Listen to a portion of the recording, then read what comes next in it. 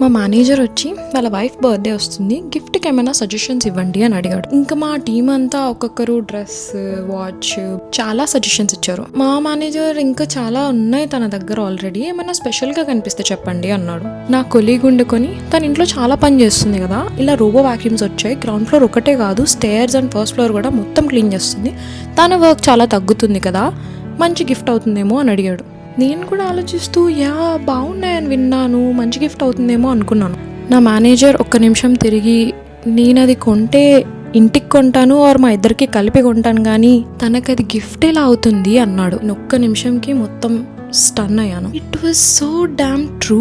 అవును కదా, చిన్నప్పటి నుంచి చుట్టూ జరిగినవి చూసి చూసి నేనే చాలా క్వశ్చన్ చేసుకునేదాన్ని. ఎందుకు ఎప్పుడు ఇల్లు అమ్మాయి బాధ్యత అంటారు? ఒక అమ్మాయి ఇంట్లో పనులు చేయడం తప్పు కాదు, కానీ అది అమ్మాయి రెస్పాన్సిబిలిటీ మాత్రమే అనేలా బిహేవ్ చేస్తే చాలా కోపం వచ్చేది. అంటే మేము బయట వెళ్ళి బాగా తిరిగి ఇంటికి వచ్చిన ఇంట్లో మగవాళ్ళు హాల్లో కూర్చొని మంచిగా టీవీ పెట్టుకొని జోక్లు వేసుకుంటూ ఉంటే అమ్మ వాళ్ళు మాత్రం వచ్చిన వెంటనే ఇల్లు అంతా క్లీన్ చేసి ఇంకొక 2 గంటలు వంట చేసి అందరికి పెట్టేవాళ్ళు. ఇలాంటివన్నీ చూస్తూ పెరిగాం. So no matter how much we are against misogyny, ఒక బ్యాగేజ్ లాగా ఇలా ఇంటర్నలైజ్డ్ మిసాజినీని క్యారీ చేస్తూ ఉంటాం. మీరు అబ్బా ఒక్క వాక్యూమ్ క్లీనర్ కి ఎందుకు ఇంత సీన్ చేస్తుంది, అయినా తనకి ఇస్తే తన పని తగ్గుతుంది, మంచిదే కదా అనుకోవచ్చు. కానీ ఇక్కడ పాయింట్ గిఫ్ట్ గురించి కాదు, మన ఆలోచనల గురించి. మీరు చెప్పండి, ఒక అబ్బాయికి గిఫ్ట్ ఇవ్వాలంటే ఎప్పుడైనా ఎవరైనా ఎక్కడైనా ఈ వాక్యూమ్ క్లీనర్ కొనిద్దాం తనకి చాలా హెల్ప్ అవుతుంది అనుకుంటారా? Exactly my point. Some times the hardest voice to fight is inside your head.